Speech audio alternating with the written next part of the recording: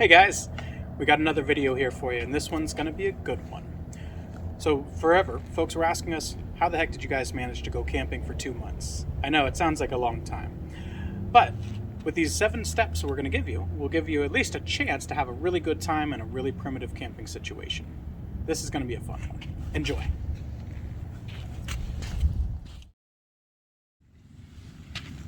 Number 7, organization.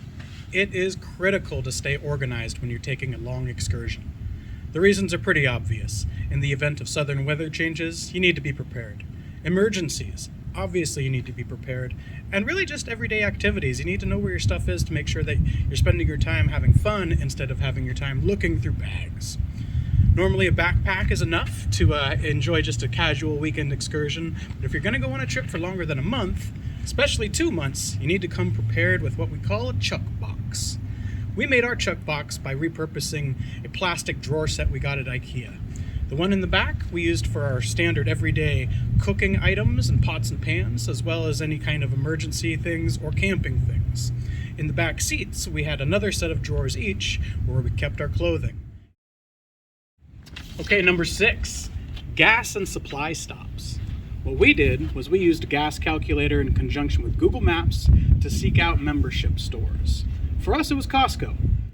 Welcome to Costco. I love you. The main reasons for that, obviously, cheaper gas, it has bathrooms, it has a good food court, it has ice, and you can restock just about any item you might need. It's our place to go for a one-stop shop so we can get back out on the road.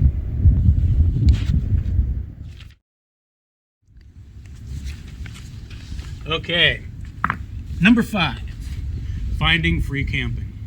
People call it many things. Primitive camping, dispersed camping, boondocking. We just call it free camping.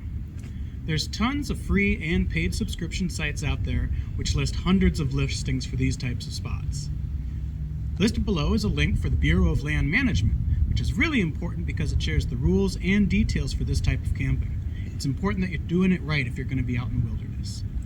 Also, we'll list the site that we used, which we enjoyed a lot because it has a great filter on it and allows you to fine-tune exactly what kind of camping spot you're looking for.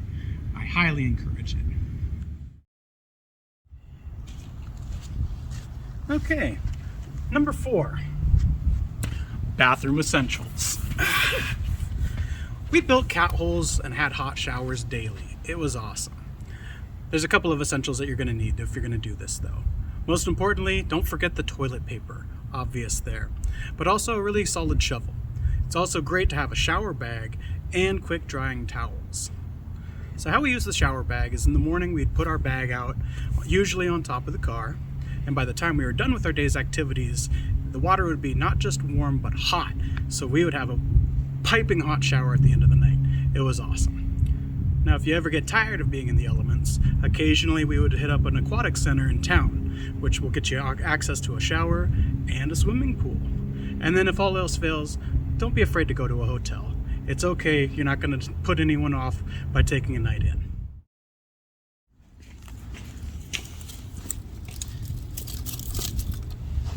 All right, number 3, food and cooking.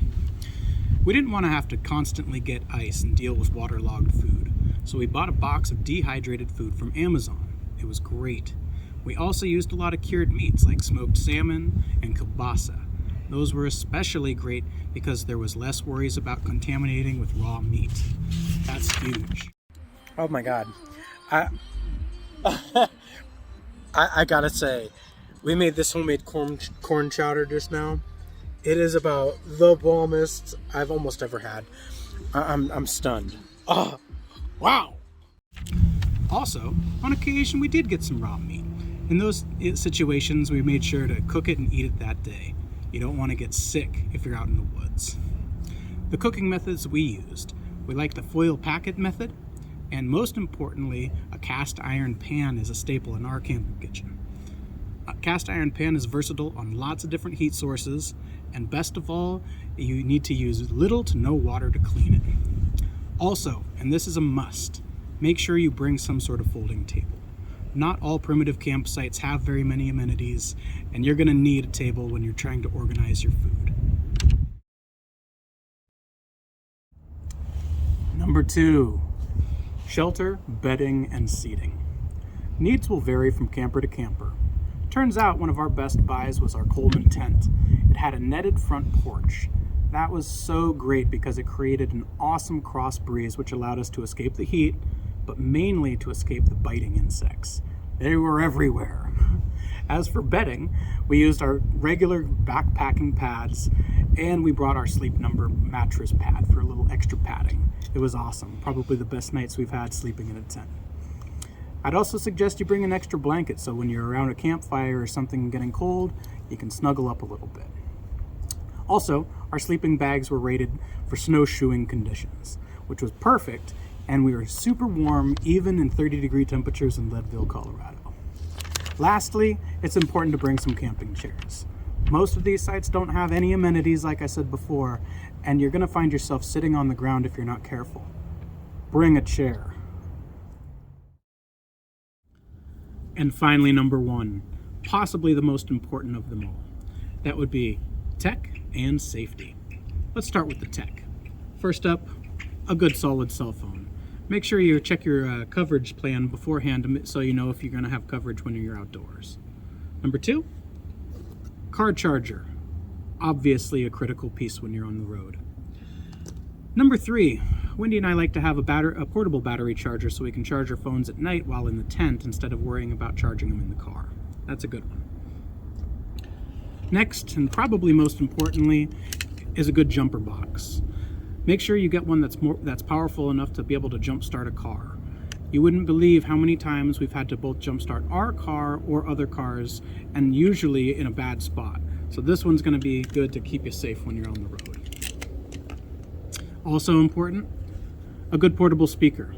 You're on vacation after all, you want to enjoy some good tunes. But make sure you're not that person who's blaring their music when other folks are around. You don't know if they're here to enjoy the silence, and just be mindful of that, please. Going right along with the speaker, it's also important to make sure you download your own playlist or have a CD in the car. When you're abroad, the radio station selection is often horrible, or you don't have cell phone service so you can't get your regular tunes. So make sure you plan and prepare for that. Next up, solar and rechargeable lights. Like this. Solar lights are awesome, mainly because they don't use batteries and they charge by themselves. They're also motion sensing. They're bright enough to illuminate your campsite, but they're dim enough so you can still enjoy some good old-fashioned stargazing. Ideally, that's why you're out there anyways. Okay, next up is safety. Again, the motion lights are really critical to be safe out in the woods. You want to make sure you know if something's creeping up behind you. You want to also make sure you have a good strong hunting knife and some bear mace just in case. Lastly, make sure you invest in a really good solid bright flashlight. It's absolutely critical to make sure you can see from a distance what's out there. Also, make sure your cell phone is charged and ready to go. That's pretty obvious in case there's emergencies and such. What we also found is you want to make sure you have something to be able to create some white noise, like some music in the background or something to keep the wildlife away from the campsite. We quickly figured out that the coyotes would in fact come to our campsite if we didn't have something, so we usually went to bed with a good action movie or some music going in the background, and we no longer had that problem. That's about it. And that brings us to the end.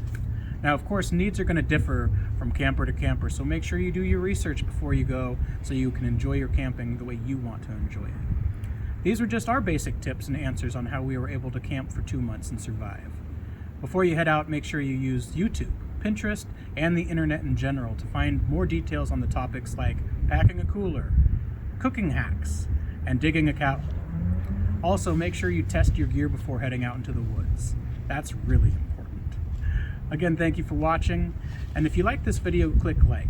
And be sure to subscribe to Team WinTin to see more travel adventures and all things food. All right, let's start this fire. Here we go. All right, thanks guys. Cheers.